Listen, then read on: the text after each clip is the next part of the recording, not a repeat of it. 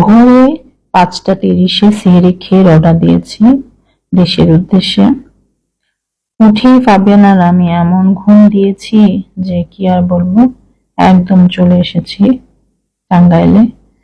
টাঙ্গাইলে চোখ খুলে দেখি যে এখানে কোনো জ্যাম ট্যাম ছিল না, কিন্তু যখন ঘুমিয়েছিলাম আমি বুঝতে পারছিলাম যে রাস্তায় জ্যাম একটু একটু ছিল, প্লাস একটু ঝাঁকুনি হচ্ছিল, মানে রাস্তাটা খারাপ ছিল, পচা ছিল, ভাঙাচোরা ছিল, এই জন্য।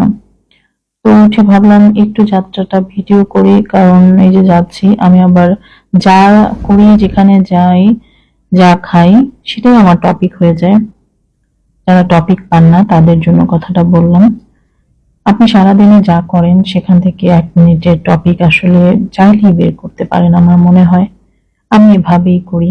আমার ভিডিওগুলো কার কেমন লাগে আমি জানি না, তবে আমি যা ভিডিও করি তা আমি আমার জীবন থেকেই করি। আমার জীবনে, আমার লাইফে আমি যেটুকু কাজ করি, আমি যেখানে যাই, যা খাই, যার সাথে মিশি, সেগুলোই তুলে ধরার চেষ্টা করি। আমার কাছে ভালো লাগে, আমি মেমোরি রাখতে পছন্দ করি, এই জন্যই মেমোরি করে রেখে দিই। দেখতে দেখতে যমুনা সেতুতে চলে এসেছি কথা বলতে বলতে, এবং ঘুমিয়ে ঘুমিয়ে বলতে পারেন ভিডিওটাও করেছি। যমুনা সেতুতে আসার আগে ভাবনা বাবুকে বলেছিলাম যে ঘুমিয়ে থাকলে একটু ডেকে দিও, আমি একটু সেতুটা ভিডিও করব আমার পরিবারের ভাই বোনদের জন্য, কারণ আমি চাই বিশেষ বিশেষ অংশগুলো আমার ভিডিওতে থাকুক এবং তারা দেখে একটু হলেও উপভোগ করুক। আসলে আমি জানি না আপনাদের কার কেমন লাগে আমার ভিডিও, একটু কমেন্ট করে জানাবেন তো আসলে আমার ভিডিওগুলো কেমন হয়। আমি গুছিয়ে সেভাবে কথা বলতে পারি না, তবে একটু চেষ্টা করি।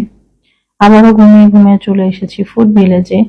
ফুড ভিলেজটা একেবারেই ফাঁকা ছিল, রমজান তো, যার কারণে খুব একটা লোকজন ছিল না, বেশ টুকটাক গাড়ি ছিল।